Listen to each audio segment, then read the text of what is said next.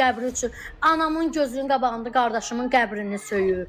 Deyir sənin oğlunun qəbrinə sıçım. Sıçım deyir Eyvazın qəbrinə, qəbrinə Tamilə oğlunun qəbrinə gedirsən, Tamilə ələ salır anamı.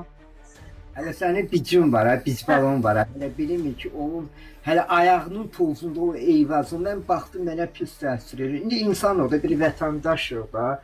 Lap cüvud da, nə bilim bir xristiyan da bir insan. Əskərlikdə ölən uşağın qəbrinə söyür. Əskər uşaq, yatılı uşağa nələr deyir, nələr. Hamısının ekran kaydı var məndə onların, hamısı. Bir var.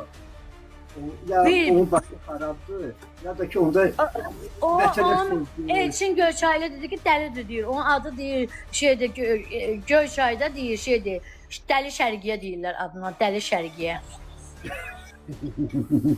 Deyir ki demək gedin məktəbə oğlunu götürəndə cəmaata belirlin biyədəb söyüşlərlə söyür cəmaatı. Məktəbin həyətində. Bu oğlunu çıxartdılar məktəbdən atdılar bayıra. Bunu mən real görməmişəm. Bunun adı Dəli Şərqiyə gedir, Dəli Şərqiyə. Bunu Göyçayda Dəli Şərqiyə kimi tanıyırlar.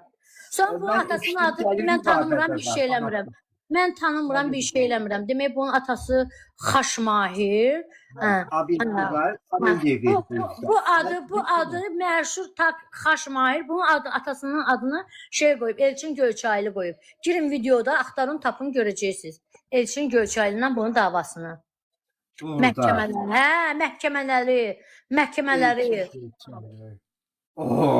Nə qədər sirlər açılır burada. Xaşmahir Göyçaylı Elçin. Elçinin videolu anasının şəkillərini, arvadının şəkillərini paylaşıb, biyədəb söyüb. Elçin bunu 3 il verib məhkəməyə, süründürüb bunu. Sonra Elçinə yolun ortasında müxbirlər tutub.